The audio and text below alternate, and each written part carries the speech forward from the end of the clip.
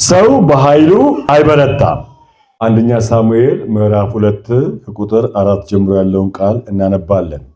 ቁጥር 3 ላይ አትታበዩ፣ በኩራትም አትናገሩ፣ እግዚአብሔር አዋቂ ነውና፣ እግዚአብሔርም ስራውን የሚመዝን አምላክ ነውና፣ ከአፋቸው የኩራት ነገር አይውጣ።